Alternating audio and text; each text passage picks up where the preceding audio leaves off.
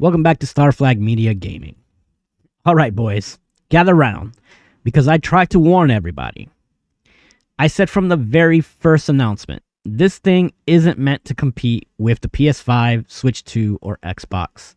It's going to be its own niche little product. And the internet said, no, Anthony, it's the console killer. It's going to change everything.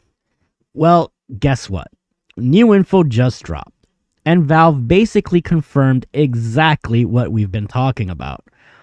Valve, when asked about the price point to this console, pretty much said this. It's actually going to be priced more like a PC than a console. Yeah, not a typo, not a rumor. That's straight from them. So let's talk about why everybody is still wrong and why the Steam machine is not what people think it is. Let's break this down like grown adults. If Valve themselves are saying PC-like pricing, that means you can kiss those $499 console killer dreams goodbye. Let's do some real numbers. The entry model, that's like 512 gigabytes, that's probably going to be closer to the $700 to $899 range. Mid-tier, let's say $999 to $1,100.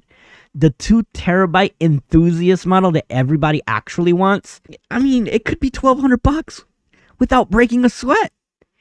Before someone starts crying in the comments, yes, there's still a chance that Valve does some crazy aggressive pricing later on. I'm not saying it's impossible, but right now, all signs going to point to that this thing is actually going to be closer to PC and not console pricing. I mean, that's directly from them. And here's the part where everybody conveniently decides to forget. Console companies typically sell at a loss or at cost. Sony does it, Microsoft does it, Nintendo does it if they're feeling generous. Why? Because they make billions from royalties from every game sold, peripherals with a 300% margin range, online services, subscription models, marketing partnerships. I mean, it's just endless. The console is a Trojan horse. It's not the product. It's the vehicle to get you to buy other things. Valve, they don't need that model. They already own Steam. They already take that 30% off every game you buy. And guess what? SteamOS doesn't require a console subsidy. So why would Valve ever price this like a loss leader console? This thing is built like a PC. It's going to be sold like a PC, and therefore, according to them, it's going to be priced like a PC. Let me hit you with the second bomb. Everyone keeps pretending Steam Machine has perfect compatibility. And I keep saying, bro, SteamOS is Linux. It is not running your entire Steam library at 100%. If so, the Steam Deck would do it. It doesn't. Right now, it's around 80% compatibility, which is pretty good. And depending on the titles you play. Some games run perfectly. Some games, they launch and then they crash. And some games need Proton tweaks and prayers to hope to get the thing to run. Meanwhile, if you spent $650 on a used GPU build, let's say a RTX 3060, a Ryzen 5 with 16 gigs of RAM, that's already competitive to what the Steam machine is supposed to be able to do. Actually, it might outperform it slightly. And guess what? You can run your entire Steam library 100% compatibility, no Proton, no Linux traps, and you get full Windows game support, including anti-cheat titles. So when people say, why would I build a PC when Valve's box exists?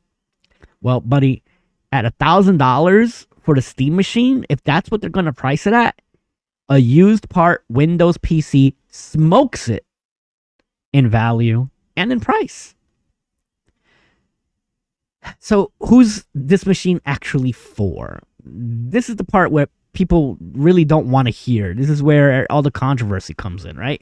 The Steam machine is not meant for casual console players, people on budgets for $500 machines, someone switching from a PS5 or an Xbox, anyone who wants full compatibility guaranteed, and it's certainly not made for, PC Master Race guys who want the top specs. This thing is for a very specific niche. Steam fanatics, Linux enjoyers, people who want a tiny console-looking PC with Steam integrated, weirdos who collect hardware, people who want to set like a machine and just forget about it. The Steam box for living rooms, it's meant to be this thing that sits under your TV. And listen, there's nothing wrong with that niche. In fact, nobody really fulfills it right now. So it's a perfect opportunity for Valve to sit there. And Valve loves niche hardware. They do. The Steam Deck was niche until it blew up. And even when it blew up, it's at 4 million, 5 million consoles sold lifetime. The Switch 2 did that in its first months. Valve isn't really chasing Sony, Nintendo, or Microsoft. They're chasing Valve customers. Their customers.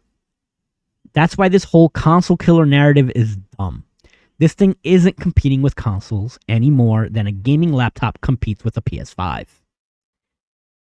I said it from day one. Guys, stop treating this like the PlayStation 6. This is a Steam box for Steam people.